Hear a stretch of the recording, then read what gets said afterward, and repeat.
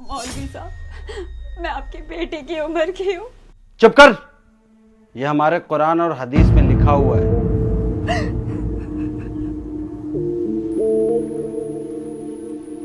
सलाम वालेकुम मौलवी साहब। वालेकुम अस्सलाम। मौलवी साहब, वो मेरी बेगम है। वो बेगम थी।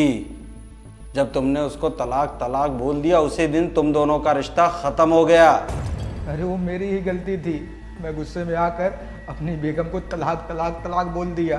गलती तुम्हारी हो या तुम्हारे बेगम की, एक बार अगर तुमने तलाक तलाक बोल दिया तो तुम दोनों का रिश्ता जायज नहीं है हमारे इस्लाम में। लेकिन ऐसे कैसे? देखो, अगर तुम चाहते हो अपनी बेगम को वापस से घर लाना तो तुम्हारी बेगम का हलाला करवाना पड़ेगा, तभी वो रिश्ता पाक हो सकता है।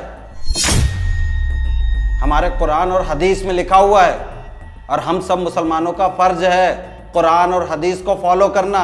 उससे ऊपर तो हम नहीं जा सकते ना। तुम्हारा और तुम्हारी बेगम का निकाह हमने करवाया था तो हलाला भी हम ही कर देंगे।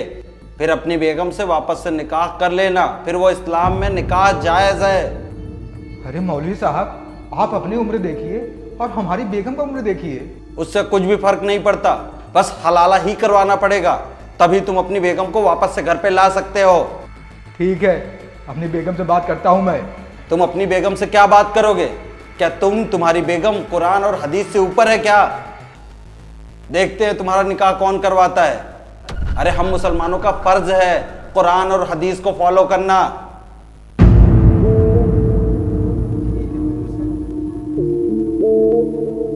बेगम, बेगम, चलो ना मेरे घर। अब मैं तुम्हारी बेगम नहीं हूँ। ये सब मुझे तलाक देने से पहले सोचना था। अरे वो मेरी ही गलती थी, मैं गुस्से में आकर तलाक तलाक तलाक बोल दिया। तुम्हें तो पता है ना कुरान और हदीस में क्या लिखा हुआ है। अगर तुम्हें मुझसे दोबारा निकाह करना है तो मुझे तो इस चीज से गुजरना पड़ेगा ना।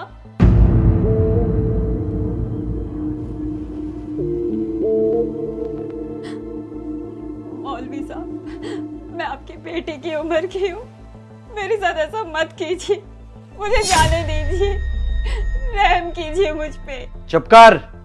ये हमारे कुरान और हदीस में लिखा हुआ है, उससे ऊपर तो हम नहीं जा सकते ना। अब तुझे तेरे शौहर के पास वापस से जाना है तो इस चीज से तो गुजरना ही पड़ेगा।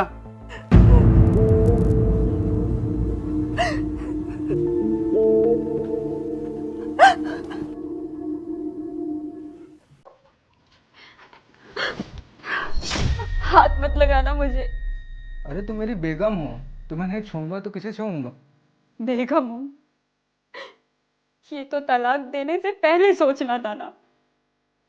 गलती तुम्हारी, सजा मुझे मिली। वो मौलाना पूरी रात रात भर मुझे नोचता रहा, खिचोड़ता रहा। मैं उसके सामने हाथ जोड़ के बोलती रही कि मुझे छोड़ दो, मुझे जाने दो, गिड़गिड़ाती रही, भीख मांगती रही, लेकिन उसने मेरी एक नहीं सुनी। वो मेरे जिस्म को नहीं, मेरी रूह को नोच रहा था। एक लड़की के बिना इजाजत के कोई पराया मर्द अगर छूता है ना तो वो लड़की अंदर तक सिहर जाती है, जिंदगी भर उस सदमे से बाहर नहीं आ पाती। लेकिन वो मौलाना ना दिन ना रात मेरे जिस्म को बस नोचता रहा। एक दिन नहीं, पूरे पूरे महीने भर मुझे नोचता रहा। उसने मेरे जिस्म को नहीं, रूह को भी छलनी कर दिया है। मैं तुम्हारी बेगम तो रहूंगी, तुम्हारे लिए खाना भी बनाऊंगी, तुम्हें खिलाऊंगी भी, लेकिन अब हम दोनों के बीच शारीरिक संबंध कभी नहीं होगा, क्योंकि मैं उस सदमे से जिंदगी भर नहीं उभर पाऊंगी। अरे ये कैसा कानून है कुरान और हदीस का, जिसमें गुनाह कोई और करता है और सजा किसी और को मिलती है।